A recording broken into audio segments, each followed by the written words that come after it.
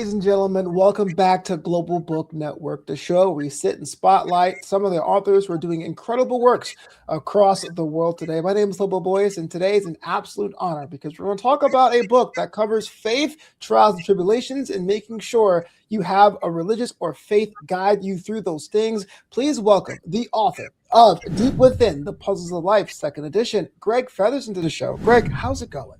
It's going pretty good. Good to see you and good to meet you. Yes, Life is great. man, Now, life is great. after been going through all this for 30 years, it's great now. Yeah. Well, that's what I wanted to jump ahead because we're talking about your book in a second because Right. you have lived a very intense life, man. When you go to parties and someone's like, "Hey, what do you do? How do you describe yourself?" Like, what lanes you actually select when you tell us about yourself? Well, I'm the guy to keep the party going. Yeah. I'm not the wallflower. I'm the one that got everybody pumped up and having a good time, enjoying themselves. I'm the party guy. But on a real spiritual level, the party ain't no. We haven't been no party. I'm not here to. Yeah. No, we're gonna talk about that because it is interesting times, as people say here in 2025, and it's no secret. I mean, you are a man of faith, but was that always the case? Were you born this way? You grew up this way, or did something make you change later on in life to be more faith based? Okay. I always knew about the church because it was like mandatory in our family. My mother and father made sure we went to church. Whether I was learning anything, no, because I was just young. I was a teenager, and we was going to church. We knew Jesus. We knew He was real. Because from the life that I lived, I can tell you it was a very humble life, and we ate by faith. So therefore, I know faith works because you know my mother was the one working. My father, he liked to drink. So therefore, my mother had to take care of us. And doing the type work back in the 60s and 70s, you wasn't gonna get too much. When you were highly educated, you wasn't gonna get too much. So we ate by faith. So I mean, I understand what it's like to be down. I understand what people got to go through. See, it all started like I've been like a fighter all my life. I Mhm. always loved to fight. So around 3 years old, my brother taught me how to fight, and I've been fighting ever since. So when I got 17, I joined the army. I was always gonna join the military. All four of my brothers, all three of us, all four of us were gonna go, and we all did. So we all said that I was about 5 years old when we decided we're gonna go in the army, Wow. in the military. Yeah, and it's been set in my mind because I used to watch all these war movies, and my dad was in World War II, and we was already like military kids because the way he was, hard on us, which is good. I like that. It's like he put you straight. He Mhm. put us straight. So we always knew if we want to get away from there and travel the world, the best thing to do, go in the military. So that's what we did. We went in the military. I went in when I was 17, couldn't wait. Went in there with a ninth grade education, but I ended up with like 3 years of college when I left out. But I was so pumped up about going in the military, and I wanted to fight because I love to fight. I was like the king of the peewees in my neighborhood. So Mhm. fighting was like in my spirit, in my blood. So I went into the infantry. Spent 3 years in the infantry. Learned everything I could in the infantry. It was like I loved it. I mean, I loved it. Then I injured my back one time when I was in the infantry. This was when I first got there in my first unit, and they thought I was faking, because we was on an exercise, and all of a sudden, they said move out. And my weapon was stuck in the ground, so I jumped up. My weapon didn't. And I heard a pop. I said, "Oh snap!" And in my mind, everything, I was so tough. I said, "Suck it up and drive on." So that's what I did. Mhm. But that right there, that little incident, I said that little incident changed my mind from being in infantry to going into the medical field. I Right. spent 3 years in infantry, learning how to take you out. Spent the last 13 years in the medical field, learning how to save you, bringing you back. So, I got the best of both worlds. So I said all that to say, God, when I got out of the military, I retired in 94. And I decided I was going to go on my own business. So me and my brother went in the business and, we was in the real estate and doing all this stuff. But then, it kind of fell apart, and then I went from being on top of the game all the way to the bottom. Right. I was so low, I needed a step ladder to look up to an ant. That's how low I was. But in 95, my sister, she just came from California. So Mhm. she decided that at the time, she wanted to tell a story, what God did for her. It's like I knew God, like I said, I knew God, but I just wasn't walking with him. I was running with the other guy. So she was telling me what God brought her through while she was in California. And I was like, wow. Through that earthquake they had in California. Right. Yeah. And I was like, wow, he really was with you. And The then, Northridge earthquake from the early 90s. yeah, yeah. Okay. It was in the early 90s when she had went through the earthquake and God brought her through. And she was telling me all the stuff that day. She was telling me all that. That day when she came by my house, that's when I was down, no job, I had quit my job. I was low, but I was still getting my little retirement check. But, you know, I was real low. So my sister told me all these things that God did for her. And when she was talking to me, I felt this peace that passes understanding. I Mhm. said, "Oh wow, this feels so good." I wanted this. I say, "Oh man," because listen to what my sister was telling me. It's a lot of fighting you're gonna have to do for God against the Mhm. devil. Fighting is in my blood, so that's my game. I wanted to do that. So, and the thing what I wanted to find out was the thing that she was saying, confirm it with the Bible. I didn't at the time. I didn't have a Bible, so my sister gave me my first Bible. And I read it, and the first book, this is the truth. The first book I got was the book of Revelation. I studied the book of Revelation. Wow. I wanted to find out if the devil had an end. I found out in the book of Revelation he had an end, and I told my sister after I got through with that book, I said, I want to be a warrior for God. He said, you better be careful what you ask for, you just might get it. I said, I want to be a warrior for God. Because I was fighting for that guy. You know what I'm saying? And this is the truth. My sister told me. She said God told her that I was sitting in an executive seat with the devil. Other words, I was sitting high in low places. You know Right. what I'm saying? I Right. was sitting high because I, you know I was I was always a wise, but over my age because I always listened to what older people told me. They always got something good to say because they've been where you trying to go. A lot of people have trouble trying to figure that out. How you gonna tell me about something you ain't been? I learned I'm 65 today. Oh, oh, happy birthday. Yeah. Oh, thank you. Yeah, I turned Yeah. 65 today, and I learned that the things that they was telling me back then has come to pass. It helped me throughout my life. All my life, I was always the guy that listened to what the older people say because I was learning. I love to learn things. And so I learned a lot of things. I got gained a lot of wisdom from a lot of people. And then I said all that to say, but God took all my military experience, combined that, put it together, and I became a warrior. From that day on, when I told my sister I wanted to be one, it was on. We were fighting, me and God and the devil, going at Well, it. well, absolutely. Thank you for your service. But that kind of leads me to my next question. The book is called Deep Within the Puzzles of Life. Two-part question for me. One, what was the moment that you decided to say, I'm gonna write this book? And secondary, this is the second edition of the book. So how'd you go back into it and update it for a new audience? Okay, what? Well, let me give you the last part first. The second edition of the book is corrections that was made in the first book.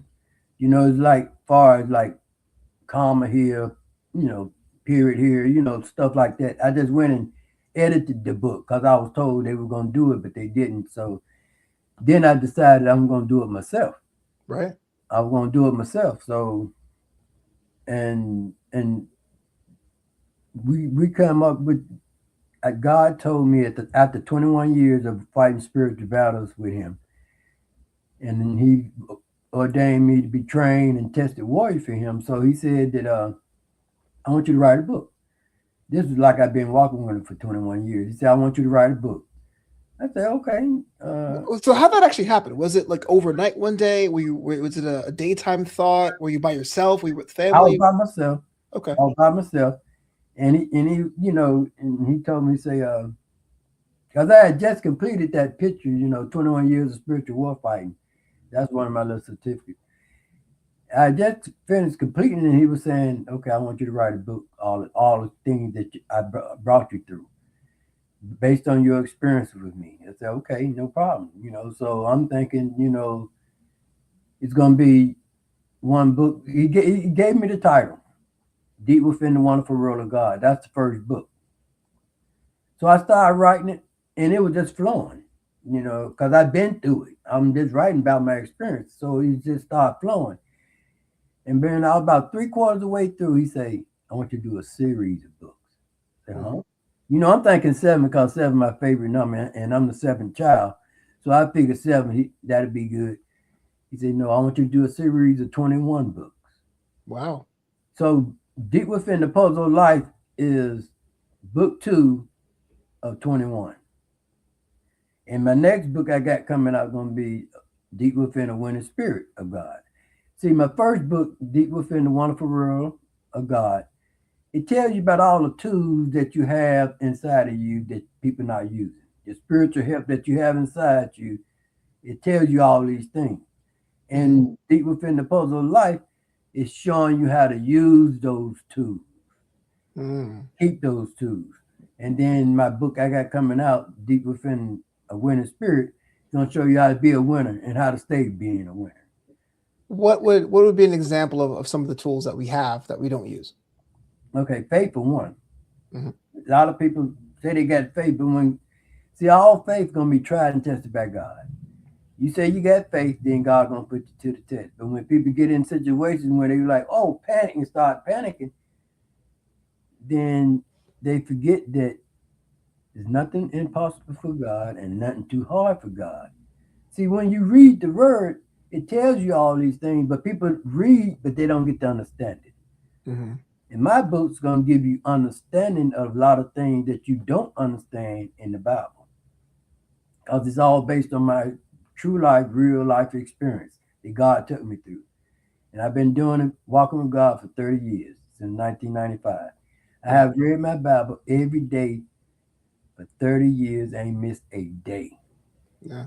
I haven't missed a day. Because I know, I always used to hear people say, well, God will go before you, make the crooked road straight. And I used to say to myself, He gonna go before you, yeah, but you got to put Him first. You see what I'm saying? Mm-hmm. So I decided way back in '95 that when I got my first Bible that I'm gonna be reading it every day. It's like you can read one passage scriptures a day, and tomorrow read that same scripture means something totally different, simply because you've been through some things. See, people don't understand a lot about the Bible because it's all based on your experiences. When you go through some things, that scripture you read today, then like a week, a month, whatever, then you get an understanding because God just took you through something. You be like, oh, that's what that meant.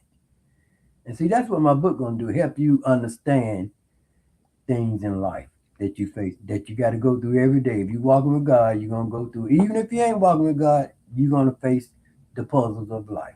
Yeah. Is there a particular challenge, a puzzle in that way that you've heard some of your readers come up to you and say, "Hey, look, this helped me out," like relationships, career, family? Yeah, I have a friend that was reading my book. Just told me this 3 weeks ago. Every time he get in trouble, he say he reads my book. Because a lot of the book is short, but it's powerful. Mm-hmm. And it's in depth. And he was telling me, he said, yeah, so a lot of situations he be facing at work or at home. He say, man, when I know I'm being attacked, I just sit down and read your book. He said, I got my book on your desk always, and I just open it up to whatever that's bothering me, and you give me that. I get that comfort and you give that, you get that comfort reading the examples and what God has done for me. Yeah. How it helped me. It's like I just tell people the things that God brought me through. When they tell me the story, I tell them, okay, well, God brought me through this, and it'd be similar to what they didn't been through, but I'm not uh, trying to give them no advice. I'm just telling what He done for me, and He'll do the same thing for you. So a lot of people, I talk to people all the time because I do like part time work at a grocery store. Hmm. I see people all the time, and they all be telling me things, how I be helping them and how my book didn't help them. Because, like I first wrote the book, I was like passing it out. I wanted to, get it to the people. And the Right. people, they be telling me positive things about what they learned in my book. So I know it's good because it's written by God. It ain't about me. It's about my life with God and the devil, but it's really about what God brought me through. Yeah. Have you ever had a situation where you came across someone who may have benefited from your book, but they may not have the same faith-based outlook that you have? Do you have to reconcile that at all? Yeah, I deal with people like that all the time. Hmm. I treat everybody the same. Therefore, I won't ain't no confusion whether you believe in God or not. I'm gonna treat you with kindness, respect. These things is automatic. Because it's in me. I got a kind heart, so I'm able to humble myself to different situations. I'm not changing what God gave me, but I just lead by example. I show them the things that God done to me. Maybe it may rub off. Matter of fact, a lot of people that I dealt with that had different religion, they end up switching over. I can give you a prime example. My brother, one of my twin brothers, he was like running with somebody else, and he seen what God was doing through me, and he said, "Man, Jesus is with you." I said, "Yeah, I told you that." I don't try to convince people I'm telling the truth or walking in the truth. I just lead by example. I just be me. And they see and they like, because I'm always calm, cool, and collected. And people see that. They be like, how you be so calm? One time I found this out when I was in the medical field. You have to be calm when you're dealing with patients and you driving that. See, I used to drive an ambulance too. Oh wow. And this lady told me she was having a serious chest pains and she had an asthma attack, couldn't breathe and none of this. And she, after I gave her a shot and gave her oxygen, to get it back, she say, "How did you remain so calm through all this?" I say, "Look, if I panic, somebody gonna die, and ain't nobody dying on my shift. On my watch, nobody's gonna die. I'm doing everything my God gives given power to save you. Hmm. So you got to be calm. And that's Yeah. how I learned how to be calm by being in that medical field. We talked about this before we went live today that you are an avid creator of religious imagery and pictures, and you Right. have some behind you. How did you realize that was an art form you love to do? Well, I always could draw, with freehand and paint, but I got away from that. But then, back in 2000, God set me down by a computer and we started doing graphic arts. I'm like, huh? Hmm. And he was teaching me how to do graphics arts. Back in I got, I was like a little kid because the whole time I've been walking with God, I'm like a little kid. I'm always learning. So he taught me how to do graphic art back in 2000, and then I got good at it. And then by 2009, 8, something like that. That's when we started creating these pictures. See, these pictures represent spiritual battles that God and I fought and won, which is part of the puzzle. Because he told me, he said, son, your life is like a 1,000-piece puzzle. You only one piece. There's 999 other pieces working in your behalf. However, each of those 999 are obstacles set up by the devil that you must overcome. So when you overcome that obstacle, it becomes a picture. So every time I overcame an obstacle, like we start on a Sunday, God give me my warning orders. I read the scriptures He give me for that week. Me, God, and the devil, we fighting all the way through the week. And then by Thursday, I can see some release. And then on Friday, God just sit me down by the computer, and we created a picture of the battles that we fought and won, me and him against the devil for that week, along with the scriptures. So Yeah. that's where the pictures come from. Yeah, and some of that appear in the book, you're saying. Right. Mm-hmm. They're gonna be in all my books. Mm-hmm. And it's like I got hundreds and hundreds and hundreds of pictures, representing battles that me and God fought and won. Fantastic. It's just so cool to hear your story. The book is called Deep Within, The Puzzles of Life, and it's available now. The second edition is available now. But Mr. Featherson, if someone wanted to learn more about you or check out other things you're working on, how'd they go about doing that? They can I'm on Facebook, Gregory Fetherson on Facebook. I'm on Twitter or X. And I also got my website, GregoryFethersonCreations.com. I got my company website, GS7 Consultant LLC.com. Well, thank you so much for being on Global Book Network. I really hope you will pick up the book. It sounds like a fascinating stories and more to come, obviously, because there's 18 to go. Yeah. Thank you.